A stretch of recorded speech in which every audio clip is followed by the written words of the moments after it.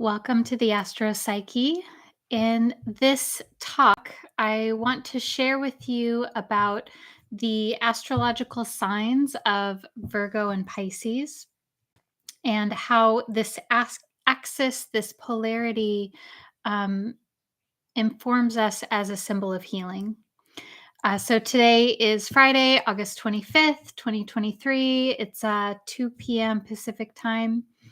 And so, yes, today we're going to talk about Virgo Pisces as a symbol of healing and not just healing, but also these themes around healing, helping, and caregiving in particular. So, I'm very excited to share this with you.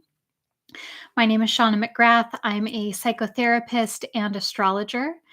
And I'm going to start us off with a quote from the psychoanalyst Carl Jung.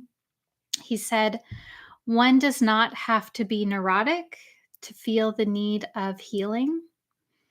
And this need exists even in people who deny with the deepest conviction that any such healing is possible." And so I want to start us off with thinking about what healing is and how important healing is. And I love that quote because it speaks to it sort of destigmatizes our understanding of healing and receiving help. And in particular, of course, because Carl Jung was a psychoanalyst, a therapist, he was particularly speaking to the idea that one doesn't need to be neurotic in order to receive support therapeutically, that therapy, helping, healing, that this is something that we all need and that we all benefit from. And uh, I think it's particularly interesting, even the people who deny with the deepest conviction that healing is possible, that even those, I think, I would maybe interpret this as, or reframe this as, even when we feel like there is nothing that can help us, even when we feel in these very challenging states, even then there is a desire for healing and that healing is possible. So, healing comes from the word whole. And I think that can be sometimes, when we think of healing, we can sometimes think of it as a, a procedure that happens with a beginning and an end. And I think that we can often equate wholeness to other other meanings such as perfectionism. And that's not and being perfected or being um, cleansed or releasing things. And I think that there's a variety of different reasons why we make those associations. And I want us to hold this idea of healing as a process and as something that is more about integrating over time parts of self, and also that healing is a relational process. So I also want to share with you that um, when we're thinking about healing, and especially as we're getting into talking about Virgo and Pisces as a symbol of healing, what we actually mean, like how does healing actually work? What does that mean? Um, so one way that we can look at this is through the work of physician and researcher Wayne Jonas in his book called How Healing Works. Fantastic book, highly recommend it. He found in his research that there were three common factors that induced healing. So there were three core factors that invoked the healing process, regardless of the the individual, the culture, the symptom. There were these three core things that happened to facilitate healing. Number one is, and these are his words, that rituals that help the person have a meaningful experience, that those were enacted. And what he meant by rituals was that there was a practice that was done in a ritualistic sort of way. So that can be being done with a certain routine or a certain regimen. I think we can even think of taking medication as a ritual. Typically, though, what makes something a ritual is that there is meaning ascribed to it. So even the ritual of making a doctor's appointment and going in for a physical exam every year, or um, going in and getting a prescription and then getting the prescription filled and then taking the prescription. These are like there's a certain weight to these kinds of things. So that was the first, and I think that we can look at ritual as being more mundane, and then more soul based, more spiritual based. So I found that really interesting. This was the first thing, is that uh, one of the factors of healing is that rituals are enacted that help a person have a meaningful experience. So the person who is receiving the healing, they're having a meaningful experience from the process. The second thing that induces healing that he found is that whatever it is that's happening is providing support of the whole person. And by this, he meant the physical, the mental, the emotional, and even the spiritual or the values of the person. That it wasn't whatever intervention was being used, it wasn't just a structural or a physical intervention or just emotional, that it was addressing and acknowledging the whole of the person. And the third factor that he found induces healing is that there was a regular, these are his words again, we'll unpack it, that there was a regular stimulation of a biological response. So I think that's a fancy way of saying that there was a physical response that happened here. And the way that he was taught, I think that we can look at this in when we're talking about like physical healing. It's that there is a physical response in the physical body. And when we're talking about the healing arts in something like counseling or energy healing or spiritual practices, that can be a co-regulation where our nervous system is regulated by being with someone. So these are the things. So when we're talking about Virgo and Pisces, we're keeping in mind that the healing function is invoked through ritual, through supporting the whole of a person, and through having some sort of physical resonance that's happening, some sort of there is something that is being touched or transformed that that evokes a change in the person. And yeah, I'll just add that I think also with all of this, that healing, I find, is something that is synchronistic, it's spontaneous, and it's very relationally focused. And yes, of course, it's a process. So I'm going to be checking the chat too as I'm going through. And if you have questions or comments, I always love hearing that. That tends to open up the space more for me. I don't think I said that in the beginning. So always love to hear your feedback as we go through. And if you have questions about this, I'll address them here. Okay. So let's talk about Virgo and Pisces. So Virgo and Pisces are on opposite ends of the zodiac. So they're in opposition to each other. That means that they're essentially in a 180-degree angle. They're in we could say, a 1-7 relationship also in Jyotish astrology. This means that they have the same modality. So they're both mutable signs. Virgo is an earth sign, so more focused on earth signs are about the practicality of things, about the tangible things of life. Earth can also be associated more with career, how we make our money, the structure of our lives. And Pisces is a water sign. Water signs tend to be associated with intuition and emotions and and even consciousness versus something that's physical and tangible.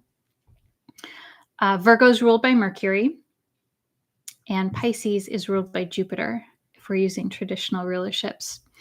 And so we'll sort of begin this by looking at both of these signs as being mutable signs. And so mutable signs are so the modalities, there's three modalities. There's cardinal, which is the beginning. Cardinal signs are about starting things. There's fixed, which are about developing and really rooting into something. And then there's mutable, which is about change and transition. And through the zodiac, it goes through like this, that where there's a cardinal sign, there's a fixed sign, a mutable sign, and then it starts over: cardinal, fixed, mutable. And I'm sharing this with you because the mutable is a transitional sign. It transitions from one block of a three set of signs to the next. And so mutable signs, there's this symbol of transition, of course, of thresholds, stepping from one place or one location to another. And there's this theme around even having one foot in two places, in two worlds at the same time. And for this reason, mutable signs are also about this theme of shape shifting, of being one thing and then the other, of being able to really hold a place for ambiguity and nuance, and to know that there's so many different ways that things can go, and that something can be one way and the other way at the same time, even when they seem to conflict with one another. Mutable signs are also about transformation. Again, this goes along with the transitional kind of symbolism. And as I've been thinking and feeling more into Virgo and Pisces, and if you've been following my work, you know that I'm very interested in the symbol of the psychopomp and what I'm calling the psychopomp function. I've been thinking about the astrological correlations to the psychopomp and to this concept of moving through other worlds, and the other world in mythology being a symbol of the unconscious, and how, especially when we're doing counseling work, when we're doing healing work, we are working with unconscious material, with the unconscious world, and how this connects in with the astrological symbols. And so, as I'm thinking about this, I'm really feeling into Venus and Pisces as these symbols of portals to the other world, of portals to the unconscious, and ways that we can understand how it is, all the varying different ways that we connect with unconscious, that we connect with the parts of ourselves that we can't see, um, the parts of ourselves that arise through dream, through synchronicity, through divinatory methods like tarot and astrology and I Ching, and even the part of ourselves, the unconscious part of ourselves that arises through relationship, through projections, and through the joys and the challenges of relationship. And so, to get more into Virgo, so we know Virgo is a mutable sign, and it's also an earth sign. Before I shift away from the mutable symbolism, I do want to mention uh, that Gemini and Sagittarius are also mutable signs. So this is the other thing. So you're getting a little astro education in here, right? So there are each modality contains 4 signs in the zodiac. So there's 3 modalities, and each of those 3 has 4 signs within it. So there are There's 4 cardinal signs, there's 4 fixed signs, and there's 4 mutable signs. And this equals 12 zodiac signs. So we have Virgo and Pisces as mutable signs, right? And then we also have Gemini and Sagittarius as mutable. Gemini and Sagittarius are another axis. They're 2 signs that are opposite one another in the zodiac. And in fact, if you take Virgo and Pisces as one axis, and then you take Gemini and Sag, they cross each other like this. And so, in contrast, so Gemini and Sag, yes, they're this mutable. They are about transition and transformation, and about this allowing for a flexible way of being and the way that we think about things. But Gemini and Sagittarius, their focus is more around teaching, learning, and sharing of ideas.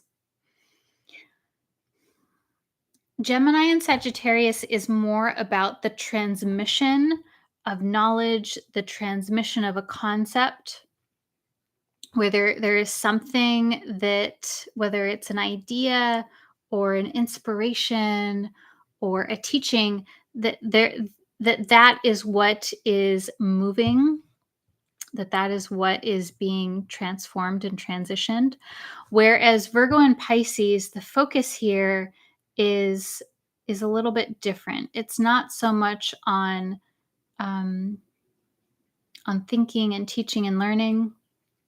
Virgo Pisces is, I don't quite know another way to say this, but it's more about the heart. It's more about consciousness. It's more about ways of being versus ways of thinking. And we need both of we need all of these, right? So it's just about looking at the different emphasis and the way that these things work.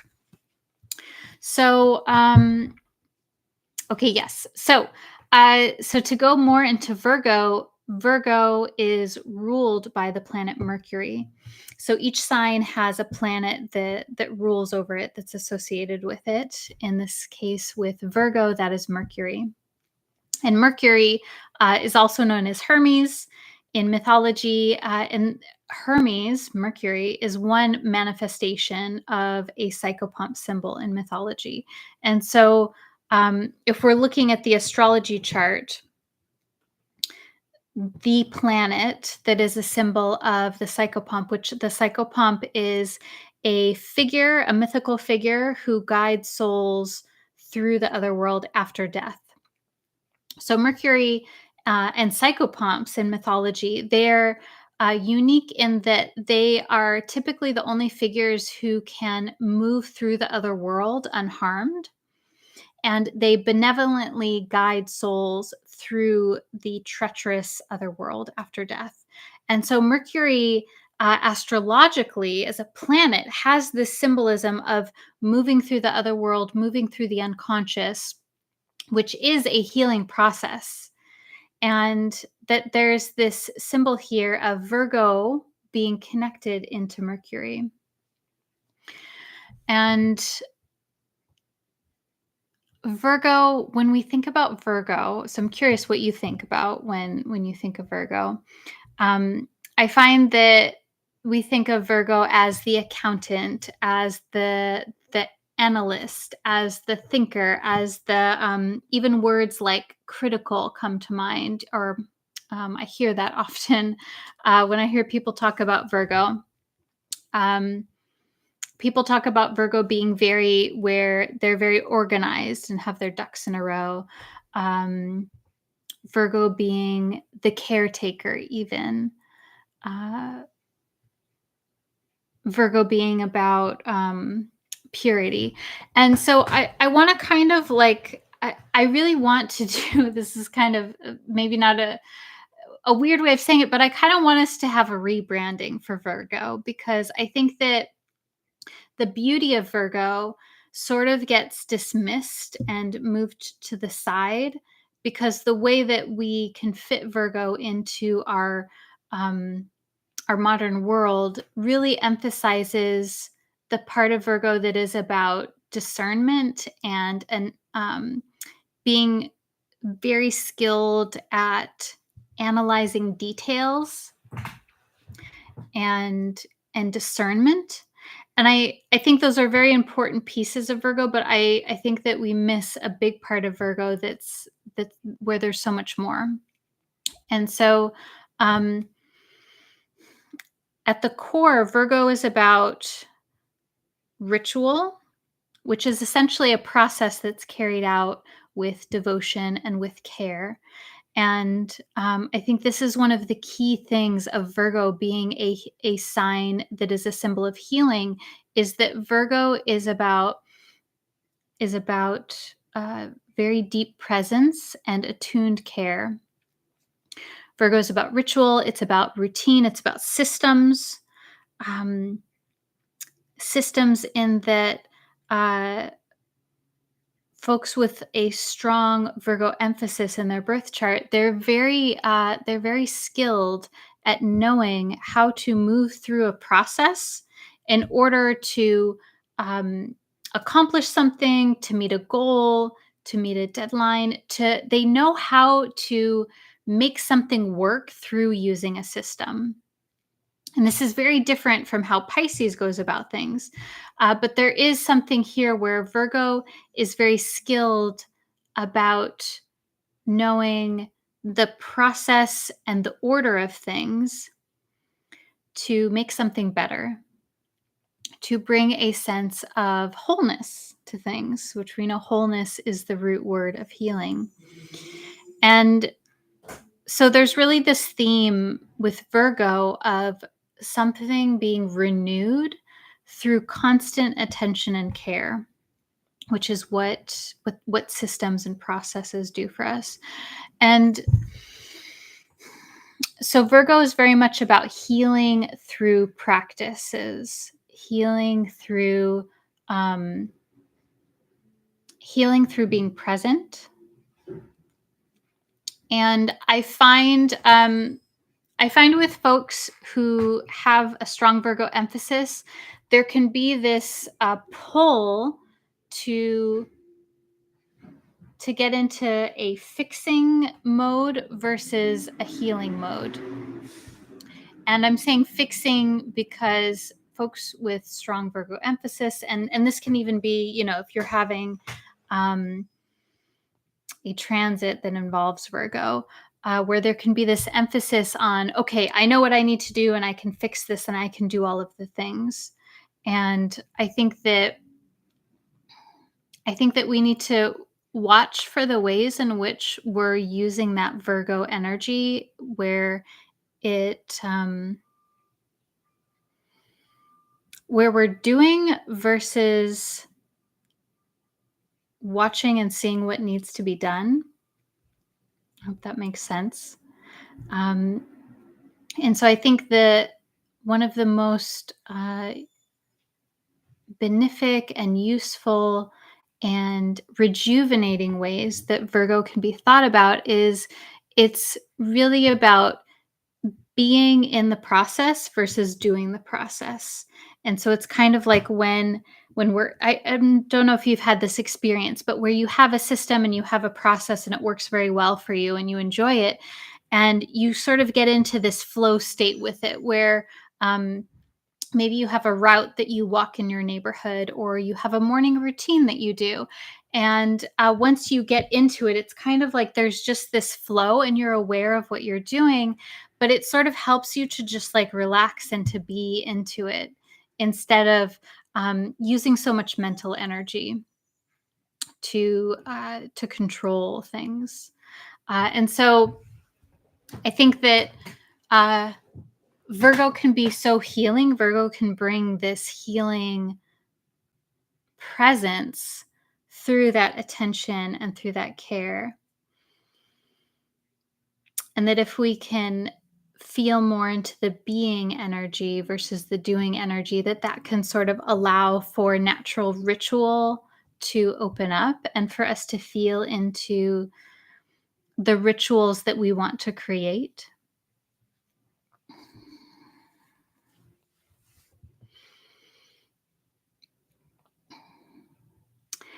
And so Pisces. So Pisces goes about things very differently than Virgo. It still has this transitory sort of symbolism, being a mutable sign. But Pisces is a water sign. Water signs, there's this flow, and it's more about, yeah, it's more about like feeling into things and intuiting into things. So Pisces is about um, being in the moment. It's about being in flow states. Pisces is very much about uh, working with the way in which we have an altered state of consciousness. And Pisces is really about how we how we relate and how we connect at an intuitive level, at a psychic level, and how there is this connection and connections that we can't see. This is very much Pisces territory. And so I think also Pisces can get sort of caricatured or typecast as um, Pisces being like, the artist or the performer or the chameleon or the person that's just kind of like go with the flow and easygoing. And those are all lovely qualities, of course. And with Pisces, there's this challenge around getting getting lost in being there's this challenge where folks with a strong Pisces emphasis can kind of get lost in being the way that everyone expects them to be or that everyone thinks that they are. And again, when I'm talking about this is, something that we all do to some certain extent and that is largely unintentional. Um, so there's this capacity with Pisces to really psychically and intuitively connect with the external environment and to do so from a place of wanting to process and to feel things and to see what's going on and to get in there. And that there can, that this is a healing function, that this is also a strong presence and a strong sense of care that comes in. And I think the challenge for folks with a strong Pisces emphasis in their chart is figuring out how to be oneself versus to be for others. How can the Pisces folks exist versus constantly be connecting into the existential and to the to everything else that's happening around them and outside of them. And I'm saying this because it's kind of like there's this thing with Virgo and Pisces where the part of these sign the things in these signs that are challenging for them actually make them very skilled at helping and healing and caregiving. But it also sort of creates this challenge for the individual to take care of themselves and to be with themselves. And so I think a large portion of this is because both Virgo and Pisces, and this is why I wanted to talk about these signs today, is uh, Virgo and Pisces are about moving through other worlds through with Pisces this is about psychic connection and altered states of consciousness and being in the flow of things, really feeling into the unseen energy of the world around them.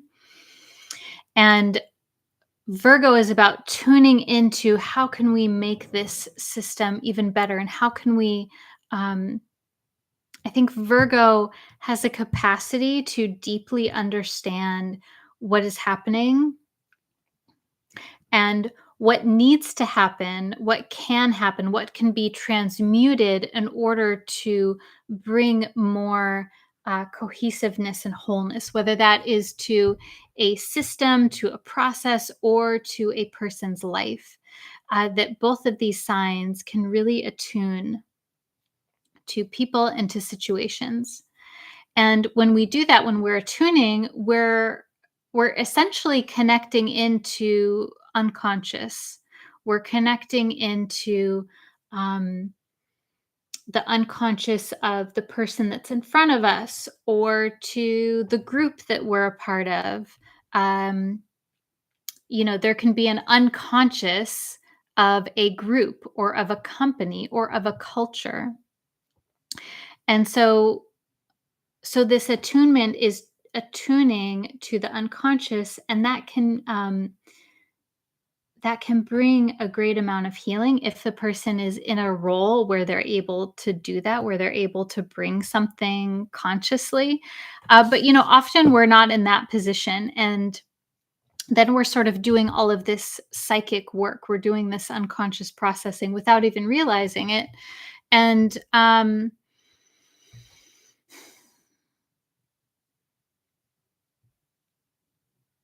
I think that it can be difficult to attune to what's being unseen and unsaid and not even really realizing it. I want to, I guess what I'm trying to say is there's a lot of energy and effort that's going in when a person does this. And as I'm talking about this, we're using Virgo and Pisces as symbols for this phenomenon.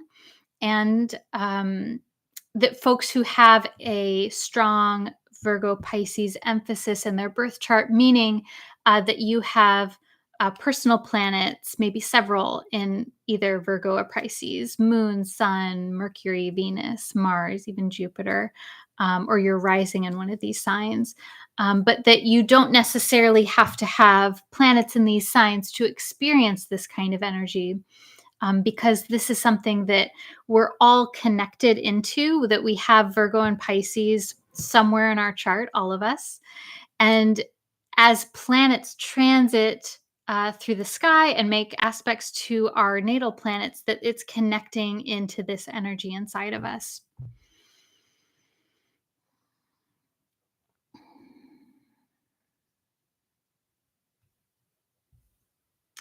Yeah. And so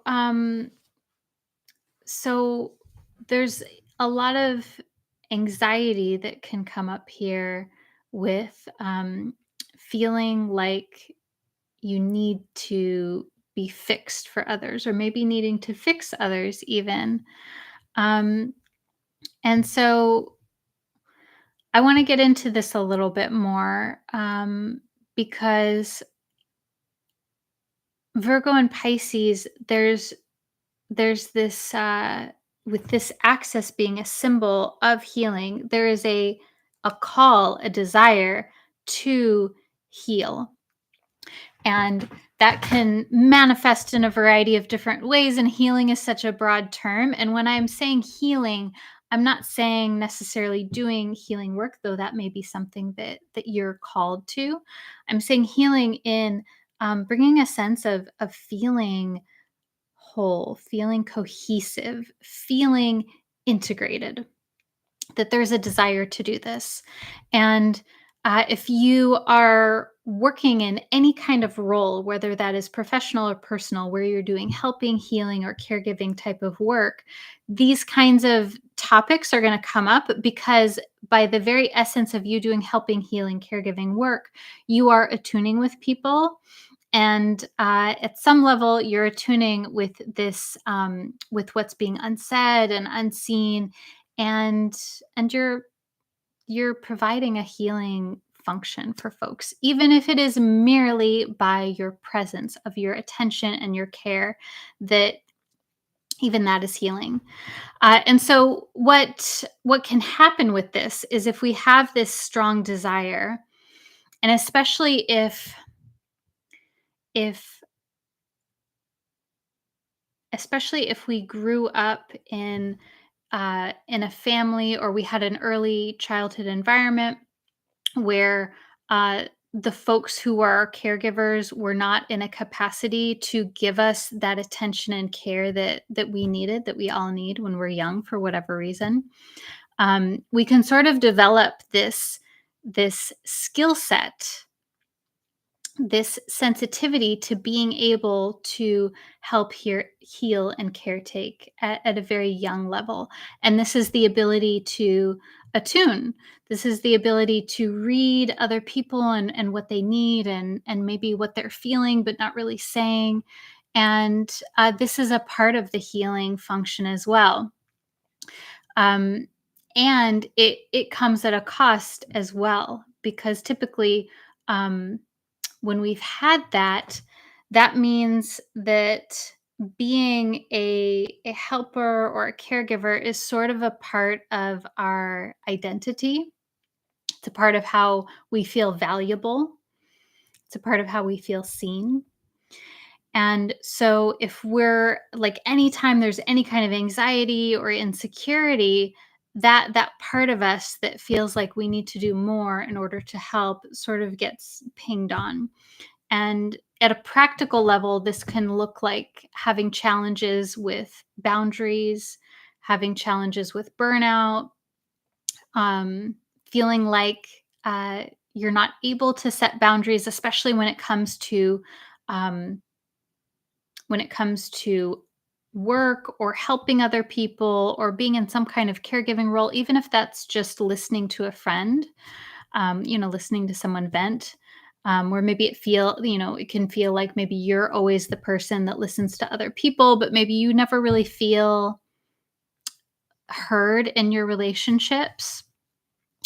And this can also, so yeah, boundaries and burnout from essentially having this way of being where you're giving out so much and then you're not receiving. And that can show up in feeling depleted. That can also show up in financial insecurity. And I think it's so challenging because all of this is wrapped up in our modern world, the structure of the way that our systems and industries are set up, and that it can be very difficult to set boundaries, and it can be very difficult to um, maintain a resilience against burnout, to prevent burnout, because the systems that we're in um, are sort of putting us in a vulnerable position against that. And so so what do we do? How do we work with this? And I think I really wanted to go into it in detail today because I think it's so valuable to name what is happening and um, some of these challenges. And so I'm curious, as I'm talking, what has resonated with you and where maybe you see some of this happening in your own life, whether that is internal feelings or an external circumstance.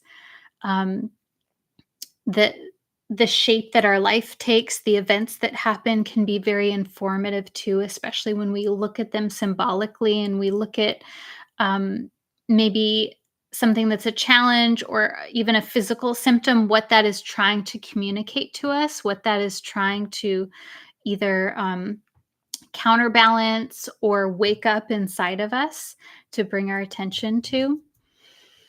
And so I think that all of these things, it's a process, and the more that we can notice and name what is happening in our experience, this helps bring us in to consciousness. This helps us ground the whatever it is that we're receiving via the unconscious and via tuning. When we're like, oh, I'm feeling knots in my stomach, or I'm feeling anxious, or I am feeling um, I'm feeling resentful about this scenario. That is all information. The resentfulness is saying that a boundary has been crossed. Um, and that there is something that needs to happen differently in order for you to feel taken care of. And the more that we can do this, we start to become and to feel that sense of integration, because we're sort of like pulling parts of ourself back into ourselves, so that um, especially when we're in these helping healing roles, that we're not uh, just I'm getting this image of like a fire hose going off out into the world, and that that it's not just that output, that it's not just that free flow, which is, can feel lovely, of course, but that there's this checking in with self, that there is caretaking of yourself in the ways that you need it, and this is a practice, this is a process, just like healing is a process, and that this is something that we learn more about ourselves over time, and what we need in different phases of our life, and that this changes as we go through different life phases, as we age, as we have different communities around us, that we need different things. And so I'm very excited to go into this a lot more in next month in my workshop for healers, the Psychopomp Function. We're going to be talking more about how um, how the psychopomp. So I talked about the psychopomp a little bit earlier. The psychopomp is this mythical figure that guides souls through the other world after death, that it helps us journey through these other worlds without harm. And in this workshop, I'm very excited to share with you how we can use this as a symbol to create loving boundaries, to reframe the way that we do healing work, so that it's not like we're fixing and we're doing something to our clients or to the people that we're helping. It's more that we are accompanying the people that we're helping. We're accompanying them on the journey, and even going on the journey with them. And uh, that this working with the psychopomp symbol uh, can help us create these boundaries, these loving boundaries, these safe boundaries, help us recover from burnout, and help us do the healing and helping and caregiving work that we love without feeling like we're in a financial scarcity position.